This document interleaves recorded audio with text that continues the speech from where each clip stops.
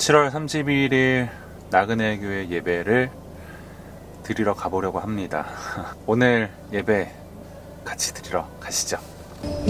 부유함보다 이 세상에 좋은 친구보다 날 꿈을 이루는 것보다 더 귀한 분, 필요한 모든 것을 다 얻고 내가 원하는 삶을 사는 것보다 어느 누구의 그 삶보다 귀한 분.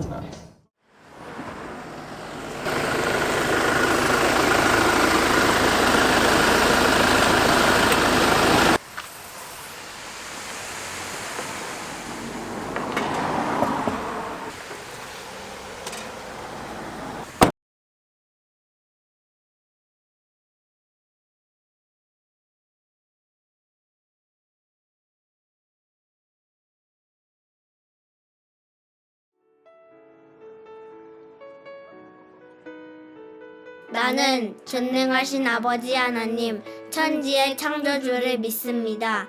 나는 그의 유일하신 아들, 우리 주 예수 그리스도를 믿습니다. 그는 성령으로 잉태되어 동정녀 마리아에게서 나시고 본디오 빌라도에게 고난을 받아 십자가에 못 박혀 죽으시고 장사된 지 사흘 만에 죽은 자 가운데서 다시 살아나셨으며 하늘에 오르시어 전능하신 아버지 하나님 우편에 앉아 계시다가 거기로부터 살아있는 자와 죽은 자를 심판하러 오십니다. 나는 성령을 믿으며 거룩한 공교회와 성도의 교제와 죄를 용서받는 것과 몸의 부활과 영생을 믿습니다. 아멘.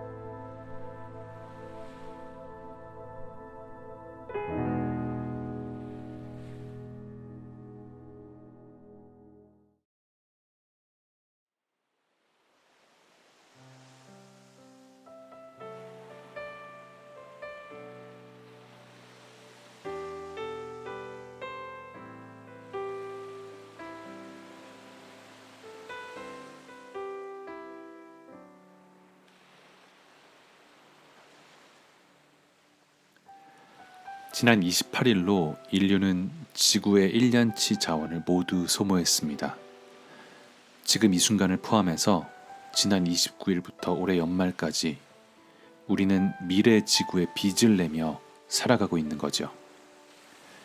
글로벌 생태 발자국 네트워크에 따르면 28일부로 지구가 올 한 해 동안 재생할 수 있는 생태 자원을 모두 소진했다고 말합니다. 즉 29일부터는 우리의 후손이 사용해야 할 자원을 앞당겨서 쓰게 되고 있는 거죠. 이 날을 생태 초과의 날이라고 하는데 올해는 이 날을 계산하기 시작한 지난 1971년부터 올해까지 중 가장 이른 날짜입니다. 국가별로도 지구 생태 부채에 기여하는 비율이 다른데 만약 세계 인구가 한국인의 생활 방식으로 살아간다면 7월 28일이 아닌 4월 초가 되었을 것이라고 합니다. 이는 우리가 얼마나 우리의 자녀들에게 빚을 내며 살아가고 있는지, 다르게 표현하자면 자녀들이 살아갈 환경을 얼마나 나쁘게 만들고 있는지를 알려줍니다. 지금 이 시간 하나님께서 우리에게 주신 지구, 자연, 환경을 위해 기도합시다.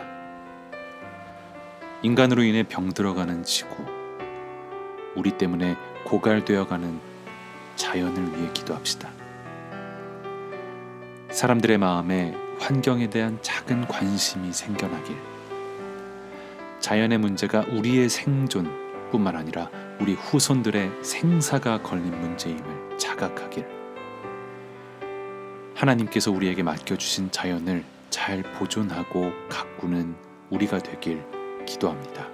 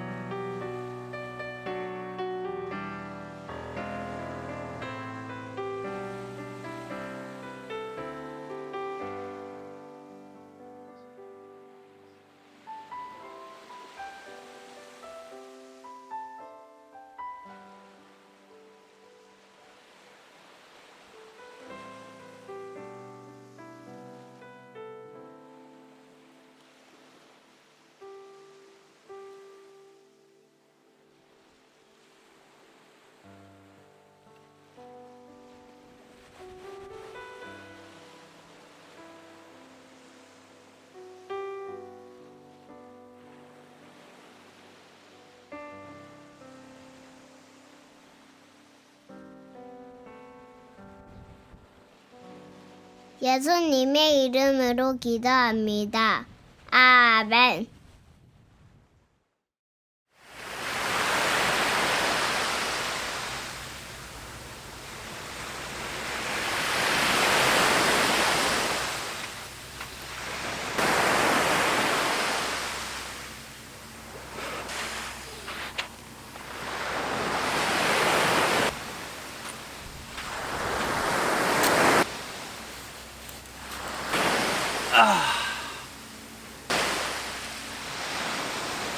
나그네 교회입니다.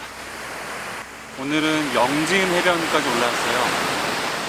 이게 지금 제가 큰 목소리로 말한다고 하는데 생각보다 파도 소리가 커서 제 목소리가 얼마나 들어갈지 모르겠어요. 만약에 제 목소리가 잘 안 들어가면은 다음부터 바다에서는 촬영하기가 어렵겠죠? 네.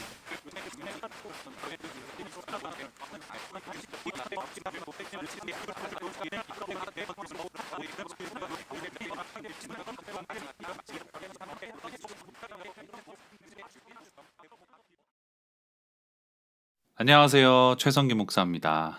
바닷가에서 열심히 촬영을 했는데 네, 파도 소리가 너무 커서 뭐 옆에서 누가 와 소리 지르고 있는데 제가 그 와중에 막 설교를 하고 있는 느낌이 들어서 도저히 영상을 보시는 분들이 불편하시겠다라는 생각이 들어서 다시 실내에서 촬영을 하고 있습니다. 오늘은 여기에서 제 방에서 같이 함께 예배 드리시죠. 누가복음 12장 13절부터 21절 말씀. 무리 가운데서 어떤 사람이 예수께 말하였다. 선생님, 내 형제에게 명해서 유산을 나와 나누라고 해주십시오. 예수께서 그에게 말씀하셨다. 이 사람아, 누가 나를 너희의 재판관이나 분배인으로 세웠느냐?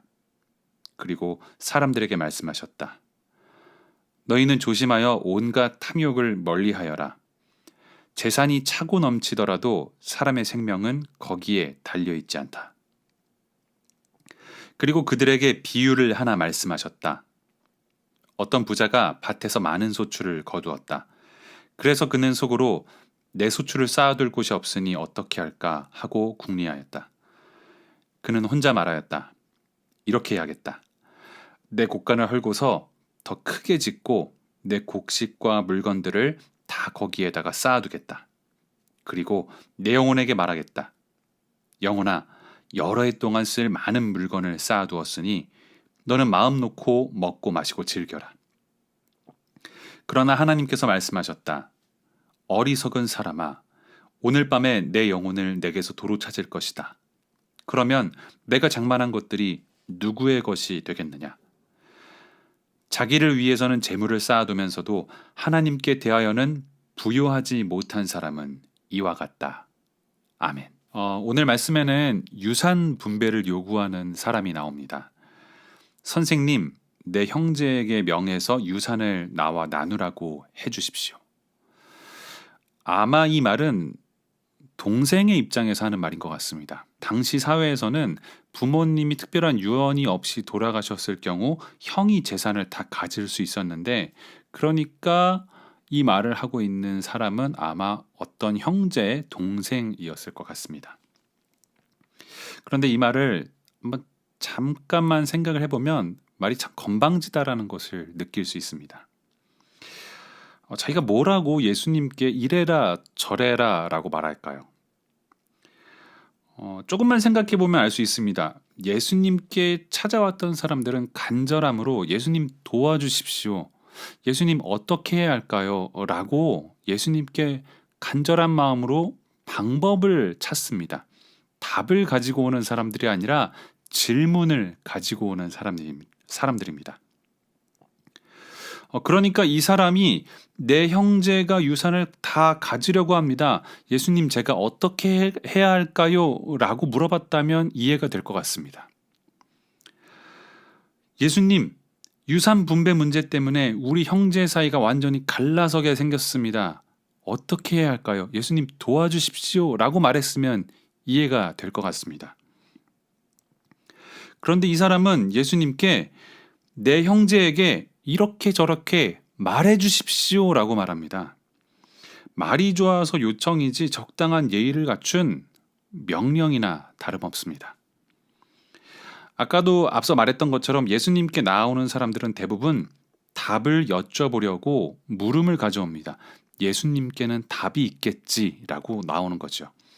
하지만 이 사람은 자기 안에 답이 있었습니다. 그래서 답을 가지고 와서 예수님께는 입만 빌리려고 합니다. 그냥 이렇게 말해주시기만 하면 됩니다. 그냥 그 입으로 말씀만 해주십시오라는 거죠.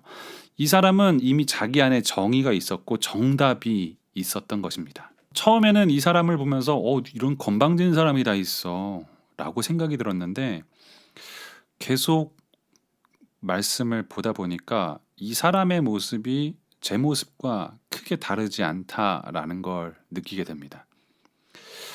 어찌 보면 저도 하나님께 기도할 때도 그렇고 제 안에 어떤 소망을 가질 때도 그렇고 바램을 가질 때도 그렇고 정답을 가지고 있습니다.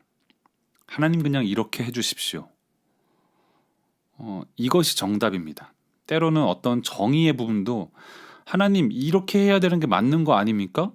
라고 어찌 보면 건방지게 제 안에 저중심적인 정의, 이기적인 정의, 한쪽으로 치우친 정의 같은 것을, 내 시선에서의 정의를 가지고 하나님께 그것을 요구합니다. 마치 당연히 그렇게 돼야 된다는 것처럼, 왜 이렇게 안 해주시냐는 것처럼. 딱 이 사람과 저의 모습이 다르지 않다라는 걸 느끼게 됩니다. 혹시나 여러분도 그런 모습이 있지 않은지, 많은 사람들이 혹은 많은 그리스도인들이 기도하는 모습도 그렇고 살아갈 때 태도도 그렇고 이런 교만하고 건방진 모습을 하나님 앞에 가지고 있는 건 아닌가라는 생각이 들고 저를 돌아보게 합니다. 그런 이 사람에게 예수님께서 말씀하시죠. 이 사람아, 누가 나를 너희의 재판관이나 분배인으로 세웠느냐? 예수님께서 단호하게 이 사람의 말을 거절하십니다. 그렇게 하지 않겠다라는 것이죠. 그렇게 하면서 이 이야기가 끝날 수도 있는데 예수님은 주제와 대상을 바꾸시고 확장시키십니다. 이 사람에게 말하는 것을 주변을 보면서 이 한 사람에게 말하는 것이 아니라 그 주변에 있는 모든 사람들을 대상으로 말씀을 하기 시작하시고, 재산 분배, 공정한 분배의 문제라고 생각했던 것에 더 깊은 곳으로 들어가서 모든 사람에게 해당될 만한 주제로 바꾸십니다. 그 대상과 주제를 넓히시고 확장시키시고 깊이 들어가시는 거죠. 사실 이 문제는 공정한 분배의 문제가 아니다. 그리고 너 한 사람의 문제가 아니다. 여기 있는 모든 사람에게 해당하는 더 깊은 인간의 본연의 마음속 깊은 곳에 문제가 있는 거다라는 것을 지적하시는 거죠. 예수님이 이렇게 말씀하십니다. 너희는 조심하여 온갖 탐욕을 멀리하여라. 이것이 단순히 공정한 분배의 문제가 아니라 인간의 마음속 깊이 있는, 너뿐만 아니라 여기 있는 모든 사람에게 해당하는 탐욕의 문제다라는 것이죠. 재산이 차고 넘치더라도 사람의 생명은 거기에 달려있지 않다. 사람의 생명이 어디에 달려있느냐라는 질문으로 바꾸십니다. 이제 이 뒤에 나오는 이야기는 너희들의 생명은 어디에 달려있는지 내가 가르쳐주겠다라는 것이죠. 그리고는 한 어리석은 부자의 비유를 말씀하십니다. 어떤 부자가 소출을 많이 거두었습니다. 그런데 자신이 갖고 있는 곳간, 내 곳간보다 내 소출이 훨씬 더 많아서 고민이었습니다. 그 부자라면은 행복한 고민이겠죠. 너무 많아서 다 쌓아둘 곳이 없다라는 거죠. 그는 고민 끝에 지금 곳간을 헐고 더 큰 곳간을 짓기로 결심했습니다. 어찌 보면 당연한 일이겠죠. 그리고는 스스로에게 내 영혼아, 여러 해 동안 쓸 많은 물건을 쌓아두었으니 너는 마음 놓고 먹고 마시고 즐겨라 라고 말합니다. 와, 상상만 해도 마음이 여유롭겠죠. 이 부자가 말하는 것에서 눈여겨볼 만한 부분이 있습니다. 그것은 바로 내라는 표현인데요. 부자는 모든 것을 자신의 소유라고 생각합니다. 그래서 내 소출, 내 곳간, 내 곡식, 내 물건들이라고 표현합니다.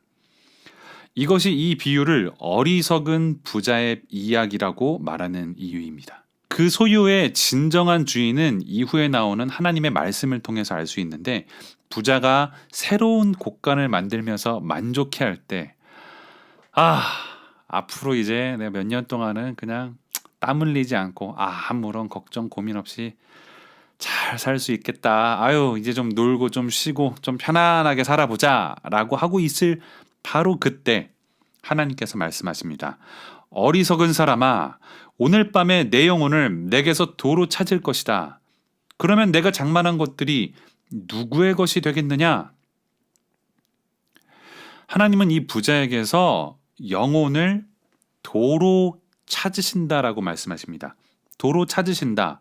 원래 하나님께서 주신 거였고 여전히 하나님 것이기 때문에 도로 찾으신다라는 거죠. 하나님의 소유, 이 부자의 생명은 원래 하나님의 소유이며 잠시 빌려준 것 뿐이라는 겁니다. 이 부자뿐만 아니라 모든 사람의 생명은 하나님께서 주신 선물이고 하나님께서 맡겨주신 겁니다. 본래 하나님의 소유입니다. 하물며 생명조차도 하나님의 것인데 사람의 소유라고 해서 사람의 것이겠습니까? 만물의 주인이 하나님이십니다. 사람이 소유한 것들은 모두 하나님께서 사람에게 위탁하신 겁니다. 이 땅을 잠시 살아가는 나그네로서 하나님의 사랑을 풍성히 누릴 수 있도록 하나님께서 이 땅을 살아가는 동안 사용하라고 주신 거지요. 그러니까 그것은 내 게 아니라 하나님 것입니다. 그러니까 당연히 내 마음대로 쓰는 게 아니라 하나님 마음대로 써야 합니다. 그래서 물건이 많다고 단순히 쌓아놓고 나만 편하자라고 사는 것이 아니라 하나님께서 왜 이렇게 많이 주셨습니까? 하나님 왜 이렇게 많이 주셨어요? 이거 어떻게 써야 하나요? 라고 하나님께 여쭤보고 물어보고 그 뜻에 맞게 그 물건을 사용해야 한다는 것이죠. 그렇게 하나님 뜻에 맞게 재산을 사용할 때에 하나님의 사랑을 풍성히 누릴 수 있습니다. 그래야 진짜 행복한 사람이 될 수 있습니다. 하지만 예수님의 비유에 나오는 이 어리석은 부자는 그렇지 못했죠. 내 소출, 내 곳간, 내 곡식, 내 물건들이었습니다. 잘 생각해보면 예수님께 유산 분배 문제를 가지고 나왔던 사람도 동일한 생각을 가졌습니다. 저건 내 땅이야. 저것은 내 재산이야. 당연히 나에게 돌아와야 돼 라고, 그것이 너무나 당연한 정의라고, 그것이 너무나 분명하고 명확한 내 것이라고 생각했기 때문에 예수님께 그렇게 말할 수 있었습니다. 내 형제에게 명해서 유산을 나와 나누라고 말해 주십시오. 이건 당연한 일이니까 예수님은 그냥 그렇게 말해 주시기만 하면 됩니다. 당연히 내 거니까. 예수님은 이것이 단순히 한 형제의 공정한 분배의 문제가 아니라 그 안에 재물에 대한 소유욕의 문제임을 아셨고, 이것이 이 사람뿐만 아니라 모든 사람의 문제임을 알고 계셨습니다.